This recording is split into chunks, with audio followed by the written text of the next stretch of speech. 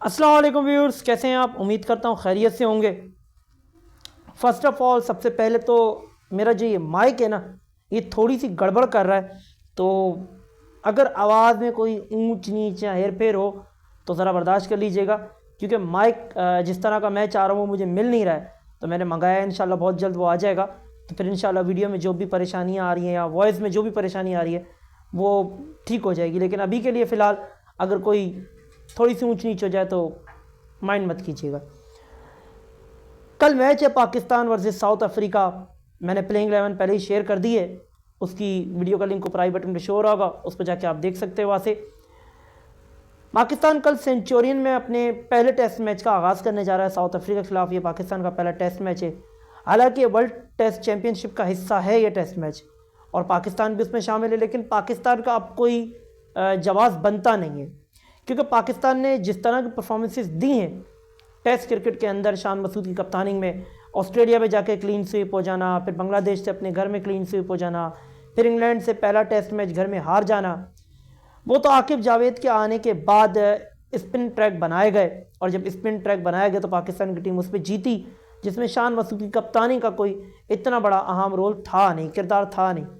सारा कमाल पिच और हमारे स्पिनर्स का था। लेकिन अब साउथ अफ्रीका में पाकिस्तान की टीम खेल रही है। पाकिस्तान के लिए तो वर्ल्ड टेस्ट चैंपियनशिप कुछ भी नहीं बची है अब, लेकिन साउथ अफ्रीका के लिए ये मैं पहले बता चुका हूँ कि ये ज़िंदगी मौत का सवाल बन चुका है। आप ऐसे समझ लें कि साउथ अफ्रीका के लिए ऐसे कि वो अगर टाइम पे नहीं पहुंचे तो दुल्हन कोई और ले जाएगा। लेकिन साउथ अफ्रीका की टीम अपना पूरा जोर लगाएगी। हालांकि जो उन्होंने अपनी बैटिंग लाइन इस टेस्ट मैच में उतारनी है, अगर हम देखें एक मार्करम के अलावा मुझे कोई ऐसा नज़र नहीं आ रहा। टोनी डिजोर्जी की बात करें तो वो भी कोई ख़ास ऐसे बैट्समैन है नहीं। फिर नीचे अगर आए हम तो एंड में टिम्पा बूमा आ जाते हैं, स्टब्स हैं, कुछ खास बैटिंग लाइनअप इतना तगड़ा इतना बड़ा है नहीं। लेकिन बॉलिंग लाइनअप साउथ अफ्रीका का, जो बॉलिंग लाइनअप साउथ अफ्रीका ने अनाउंस किया है ना इस पिच के ऊपर, यकीन मारें फाड़ू बॉलिंग लाइनअप है। उसके मद्दे मुकाबले हमारा बॉलिंग लाइनअप देखें तो हमारा बॉलिंग लाइनअप तो ऐसा लग रहा है कि भागते हुए स्पिनर बॉलिंग कराएंगे। अगर नसीम शाह को निकाल दूं तो अब मोहम्मद अब्बास और मीर हमजा, उनकी तो पेस पता ही आपको कि इतनी रफ्तार है उनकी कि रिक्शा भी उनसे जीत जाए। अब समझ में नहीं आ रहा कि हमारी बॉलिंग लाइनअप क्या सोच के चुनी गई है। कल भी मैं इसके ऊपर बात कर चुका हूं। लेकिन अब देखना यह है कि पाकिस्तान की बैटिंग लाइनअप साउथ अफ्रीका की बॉलिंग लाइनअप का किस तरह मुकाबला करती है, क्योंकि अब पाकिस्तान की टीम बॉलिंग पे कम डिपेंड करेगी, अपनी बैटिंग पे ज़्यादा डिपेंड करेगी। क्योंकि आपकी बैटिंग जो है वो बहुत तगड़ी नज़र आ रही है, जिसमें साइम अयूब हैं, जिसमें शान मसूद हैं, जिसके अंदर कामरान गुलाम, बाबर आज़म, जिसके अंदर मोहम्मद रिजवान, सलमान अली आगा, सऊद शकील, ये सारे आपके बैटिंग के अंदर अपने अपने जौहर दिखाएंगे। लेकिन यहाँ दो कमज़ोरियाँ हैं जो पाकिस्तान की इस टीम के अंदर, इस बैटिंग लाइन के अंदर भी पकड़ी जा सकती हैं। एक है कामरान गुलाम, जिनको तेज़ आती हुई बॉल पे मसला होता है और वो जल्दी आउट हो जाते हैं, और दूसरे हैं सऊद शकील, सेम मसला उनका भी है। स्पिनर्स को दोनों डोमिनेट करते हैं, लेकिन फास्ट बॉलिंग दोनों इस मामले में कमज़ोर हैं। और पाकिस्तान ने by the way left hander भी अपनी टीम में बहुत ज़्यादा भर दिए हैं। शान मसूद, साइम अयूब, कामरान गुलाम, सऊद शकील, ये सारे लेफ्ट हैंडर हैं। बहुत ज़्यादा लेफ्ट हैंडर पाकिस्तान की आपको बैटिंग लाइनअप में टॉप ऑर्डर में नज़र आ जाते हैं। बाबर आजम, मोहम्मद रिजवान, सलमान अली आगा, ये वही 3 बैट्समैन हैं आपके जो राइट हैंडर हैं।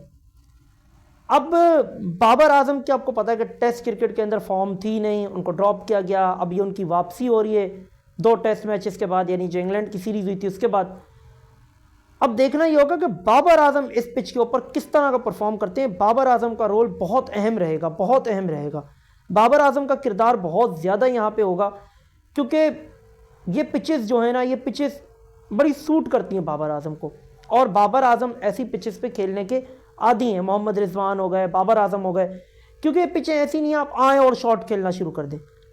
यहाँ पे आपको ठहर के इनिंग्स खेलनी पड़ती है, और ये चीज़ बाबर आजम और मोहम्मद रिजवान को बहुत सूट करती है। वहीं अगर साइम अयूब की बात करूं तो टेस्ट क्रिकेट शायद उनको उस तरीके से सूट अब तक कर नहीं पाई है, लेकिन आई होप सो जिस तरह उन्होंने वनडे में परफॉर्म किया है उसके बाद वो यहाँ पे भी ऐसे ही परफॉर्म करने में कामयाब हो जाएंगे।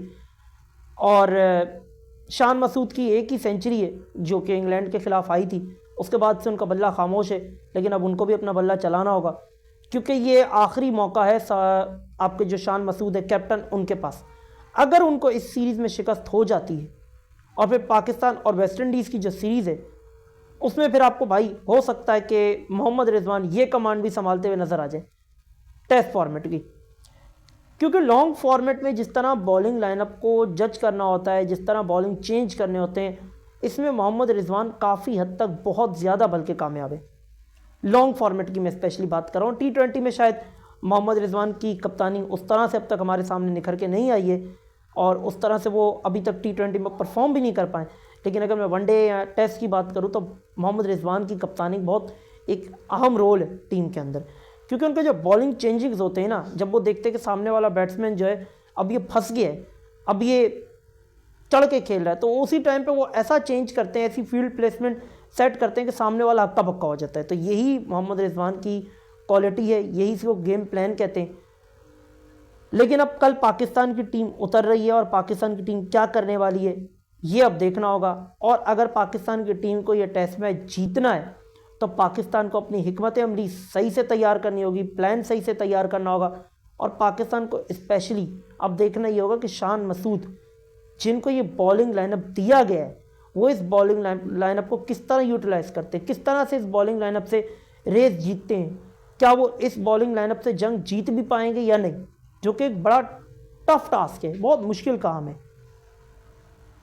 क्योंकि मोहम्मद अब्बास ठीक है, माना उन्होंने पाकिस्तान के लिए पास्ट में परफॉर्म करके रखा, लेकिन भाई अब मोहम्मद अब्बास की शायद उस तरह के परफॉर्मेंसेस ना हो, मोहम्मद अब्बास की वो अब परफॉर्मेंसेस आपको देखने को ना मिले बहुत एक लंबे अरसे के बाद, और उनकी उम्र भी हो गई है।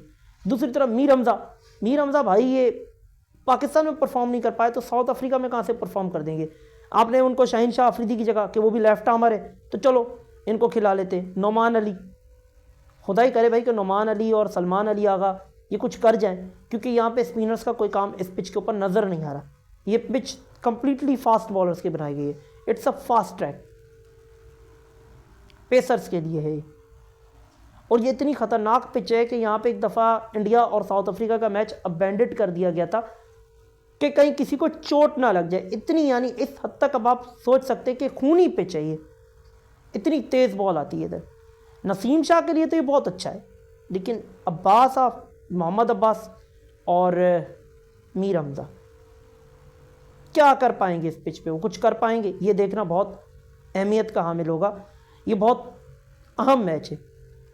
दूसरी तरफ इंडिया है, एक तरफ उनकी अपने मैच पे नज़रें होंगी जो सुबह आज शुरू हो जाएगा, यानी कल ही शुरू होगा 5 बजे, तो उसके ऊपर उनकी नज़रें तो होंगी ही होंगी, लेकिन उनकी नज़रें हमारे टेस्ट मैच पे भी लगी हुई होंगी। मैं उसका रीज़न आपको बता चुका हूँ कि अगर पाकिस्तान वाइट वॉश कर देता है साउथ अफ्रीका को पहली बार, जिस तरह ODI में किया है, इस तरह अगर टेस्ट में भी कर देता है तो भाई इंडिया के चांसेस बहुत ज़्यादा बढ़ जाएंगे।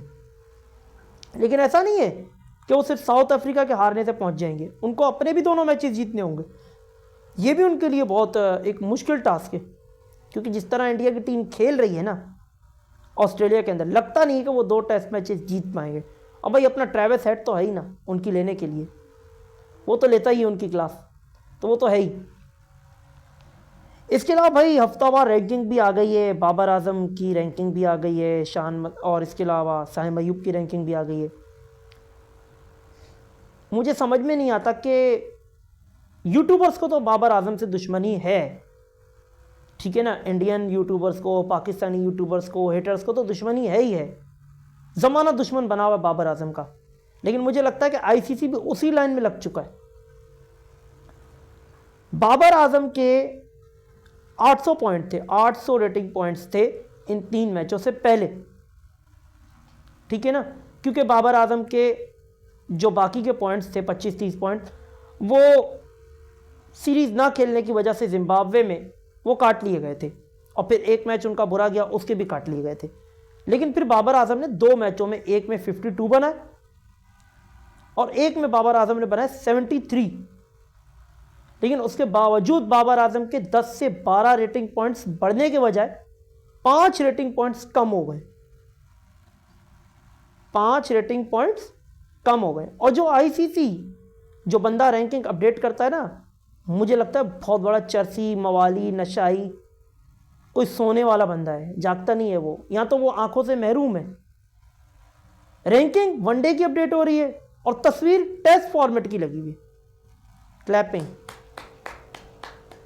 जय शाह की सदारत में आईसीसी के लिए क्लैपिंग होनी चाहिए, क्लैपिंग। अब बहुत सारे लोग ये बोल रहे हैं कि जय शाह क्योंकि सदर बन गया है आईसीसी का, इस वजह से जो है ये बाबर आजम की रैंकिंग को डेंट पहुंचा और वो नहीं चाहता कि बाबर आजम नंबर 1 पे। तो भाई ऐसा है नहीं, यहां मसला है आईसीसी की मिसमैनेजमेंट का, नाकिस कारकर्दगी का। आईसीसी अब वो इदारा बन चुका है, वो बंदर बन चुका है जो बूढ़ा बंदर हो गया है, बुजुर्ग बंदर है। अब वो गुलाटियां तो नहीं मार सकता लेकिन मस्तियां जरूर कर सकता है, शरारतें जरूर कर सकता है। तो आईसीसी शरारतों के लिए रह गया, अब सुनने के लिए सिर्फ हाँ हूं ना, इसकी हद तक रह गया। बाकी आईसीसी कोई निज़ाम बचा नहीं है। रैंकिंग्स में देख लें आप, इंडिया का राज नजर आता है। अब रोहित शर्मा को आगे निकालने के लिए और कुछ मिला नहीं, तो बाबर आजम के पॉइंट्स किसी ना किसी तरह काट लो किसी बहाने से। अब इसका जो रीज़न है वो क्या पेश करें, ज़रा हमारे जो यूट्यूबर्स हैं उनकी आप अकल का अंदाज़ा लगाइए, वो क्या रीज़न पेश कर रहे हैं। क्योंकि बाबर आजम मफाका के हाथों आउट हुआ है, मफाका की रैंकिंग बहुत नीचे, इसलिए बाबर आजम के रेटिंग पॉइंट्स कम हो गए। अब इन उल्लू के पट्ठों को, इन बेवकूफ़ों को, इन कंजर के पुत्रों को कौन समझाए कि भाई किसी बड़ी टीम के खिलाफ अगर कोई प्लेयर रन्स बनाता है, अगर उसने रबाडा के खिलाफ रन्स बनाए, अगर उसने तबरेज शम्सी के खिलाफ रन्स बनाए, तो वो भी ऐड होगा भाई कि इसने इन बॉलर्स को डोमिनेट किया है। मफाका के हाथों आउट होना ऐड होगा, लेकिन जो डोमिनेट किया है उसने बॉलर्स को वो ऐड नहीं होगा। साउथ अफ्रीका जैसी बड़ी टीम के खिलाफ रन्स बनाए वो ऐड नहीं होगा। अगर यही रीजन है तो फिर ऐसे जोश हेजलवुड के हाथों रोहित शर्मा आउट हुआ है, तो फिर उसकी रैंकिंग क्यों नहीं गिरी ज्यादा? वो तो अपनी कारकर्दगी की वजह से नीचे गए। लेकिन अगर इसी टीम के खिलाफ संजू सैमसंग रन बनाए तो वो आगे निकल जाता है। कुर्जिया के खिलाफ आउट रहा, कुर्जिया की कोई रैंकिंग है फिर भी आगे।